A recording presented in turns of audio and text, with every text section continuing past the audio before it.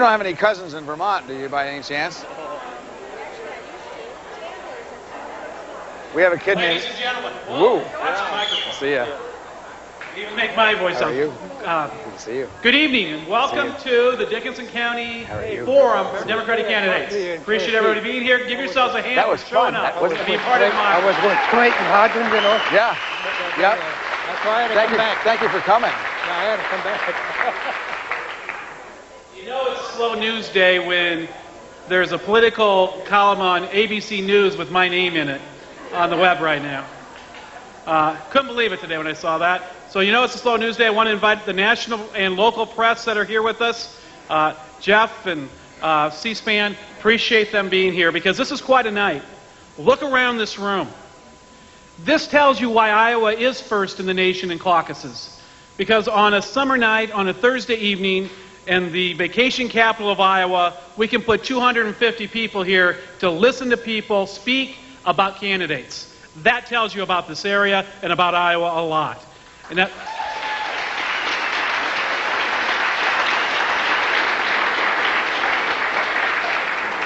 and with the mic this good and the crowd this great, I could go on forever, but that's not my job. I'm Greg Stevens. I'm here to MC, and I'll try to introduce different people as we go through the night. And our first introduction is a person that I think would make a great choice for president, but I think that of nearly everyone of the Democrats who's running. But you might see later on why I think this is a better choice. But to be neutral, and I want to do that tonight because it's important that we listen to everyone, because we have great candidates. And our first candidate, former governor of Vermont, will speak to you why he thinks he could be our president and lead us on to the 21st century where all Americans prosper, including rural Americans and rural Iowans. Governor Howard Dean of Vermont. Is that me? Thank you very much. Thank you. Thank you. Whoa. Hello.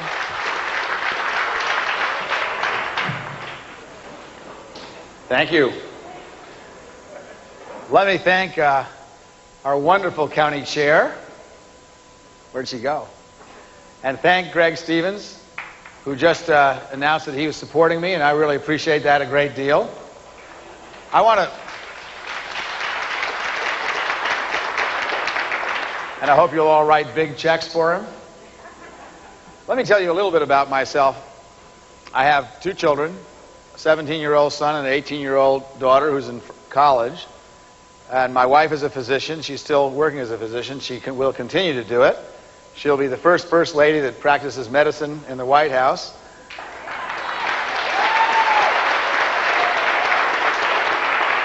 But I want to spend a second telling you how I got my start in politics. I was a big fan of Jimmy Carter's. And I always admired him because he connected human rights with foreign policy in a systematic way, which this president could learn something about. And when he ran for, in 1976, I was in medical school, so I couldn't help him. But in 1980, he was running for re-election, and Senator Kennedy was running against him in the primary. And at that time, oh, that's what that is.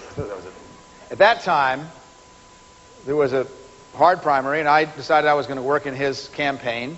So I called up the lady who ran his campaign, who was a state senator who lived down the block, and she asked me to start licking envelopes and all that kind of thing that you do when you're running a campaign. And I ended up going to the national convention.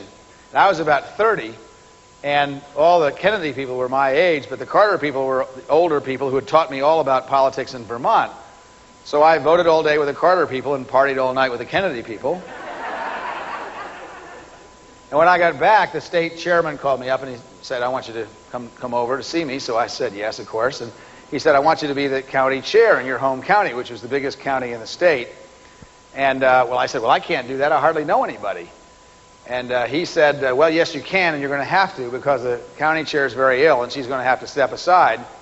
And besides, for some reason I don't understand, you seem to be the only person who can get along with the Carter people and the Kennedy people, so you're going to have to do it. So I did, and I spent 2 years as county chair, and I spent 2 terms in the legislature, and then I ran for lieutenant governor. We have Our lieutenant governor system is like yours was 1990, before the constitutional amendment. We elect our lieutenant governors separately. And in 1991, I became governor. In 2003, I stepped down to run for president. Let me tell you a little bit about why I'm running. Now, we're going to have some fun tonight at the president's expense, but it's important to say what you're going to do positively and not just say what the president's doing wrong.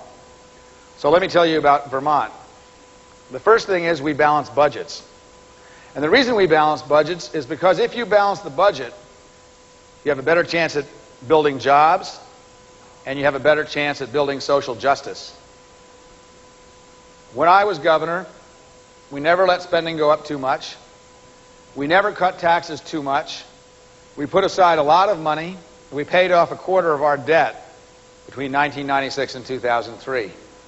And the result is that today, we're not cutting higher education, we're not cutting K through 12 education, we're not cutting kids off Medicaid, and we're not cutting aid to counties and towns like your Republican Iowa legislature did this past session.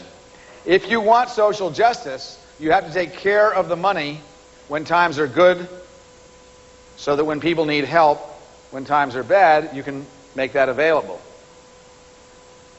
Now, the truth is, let's think about who needs help. It's not just poor people. It's middle-class people who can't send their kids to the community college because the tuition's gone up. It's middle-class people who are worried about their school size, class size getting bigger and bigger and less course offerings. It's middle-class people whose property taxes go up because the president decided to give $3 trillion worth of tax cuts to Ken Lay and his friends who write him $2,000 checks for his campaign instead of funding Homeland Security. And the truth is that the tax cuts were paid for by middle-class property taxes going up. The middle class in this country didn't get a tax cut from the President of the United States. You got a few $100s, but your property taxes have gone up, your state taxes have gone up, your fees have gone up, the tuition for your kids have gone up. We'd be better off without that tax cut in the country. That was the wrong thing to do.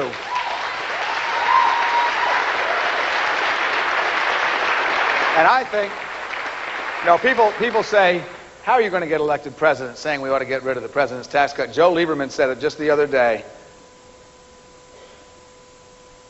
I think Americans deserve a choice.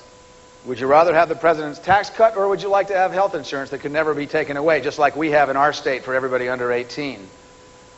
Would you rather have the president's tax cut, or shall we fully fund special education so your property taxes go down and your schools improve? Would you rather have the president's tax cuts, or should we start to balance the budget and invest in America so we can have jobs again in this country?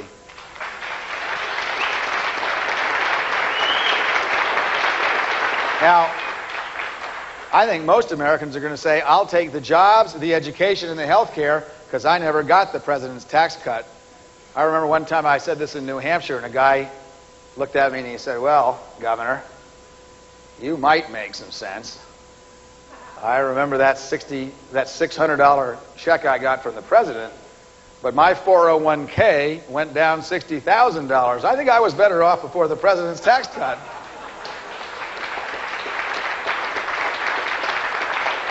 The truth is that most Americans would be glad to pay the same taxes they paid when Bill Clinton was president if only they could have the same economy they had when Bill Clinton was president.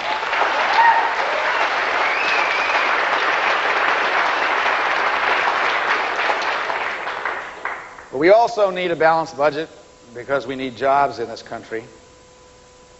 When Bill Clinton balanced the budget with his act in 1993 without one single Republican vote, that began the greatest decade of prosperity in this country's history, because when you have a balanced budget, people believe in the country that you're going to run the place right, that you're not going to run up a huge national debt as this president has, and they invest in America, and that investment creates jobs.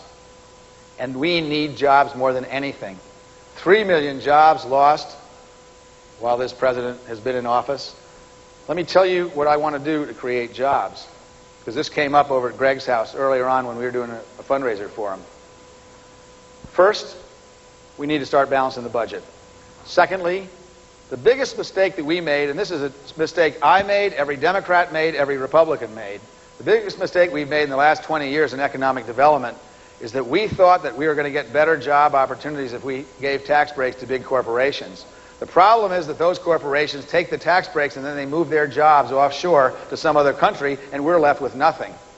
We need to reverse our economic development policy, and it's much harder for us, but we need to learn how to do it. The people that we need to help are small business people in this country, because small businesses create more jobs than corporations do. They don't pay as well, but they don't move their jobs to Indonesia. That's what we need to do in this country, is to help small business with their health insurance plans, help small businesses get capital so they can expand because they can't borrow from the banks, and small businesses stay in their community, even in rural Iowa, even in rural Vermont. And if we care about the rural economy, we better care about small business. Secondly, we need to develop things and invest in America that haven't been done and will never be done by this president.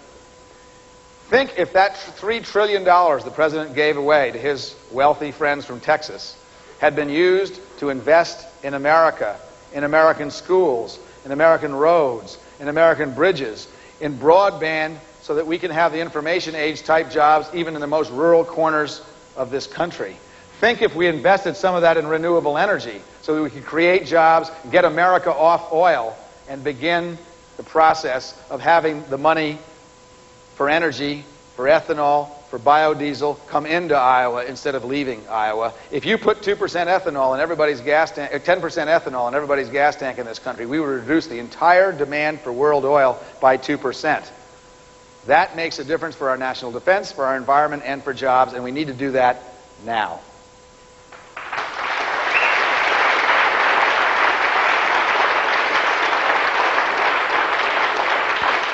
In my state, everybody under 18 has health insurance. 99% eligible, 96% haven't. Everybody under 150% of poverty, that's around $23,000 a year for a family of four, has health insurance. It seems to me that if we can do that in a small rural state, which is 26th in income in the United States, surely the most powerful and wealthy society on the face of the earth can join with the Germans and the British and the French and the Japanese and the Italians and the Israelis and the Canadians and the Irish. Even the Costa Ricans have a health insurance program that insures all their people, and we ought to have it here, and we ought to have it now.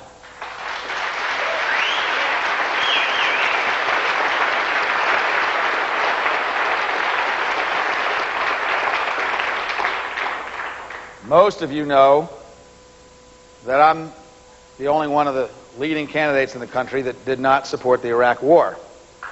And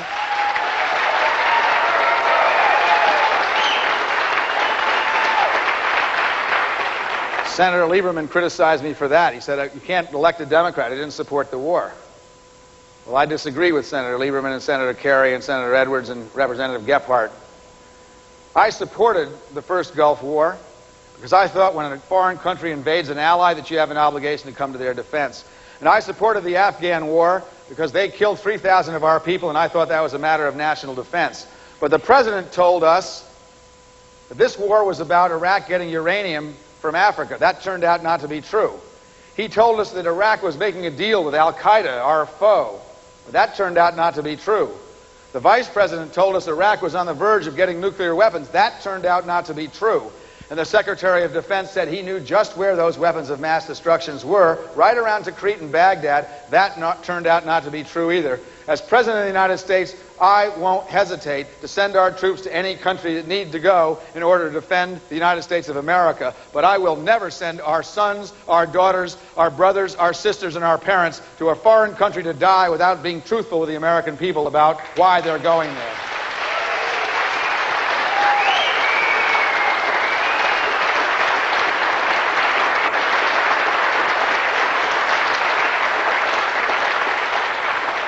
I want a foreign policy where America is the most respected country in the world. Again, 10 years ago, or a little more, the Berlin Wall came down, the Soviet Union collapsed, we didn't fire a shot. That was because we had the strongest military, and that was important. But it's also because most people on the other side of the Iron Curtain admired America and wanted to be like us. This president has cost us that and taken it away. You cannot be the strongest nation on earth just because you have the strongest military. You have to be the strongest nation on earth also by being the most admired and respected nation on earth, and as President of the United States, I'll restore that so we are the most admired and respected nation on earth again.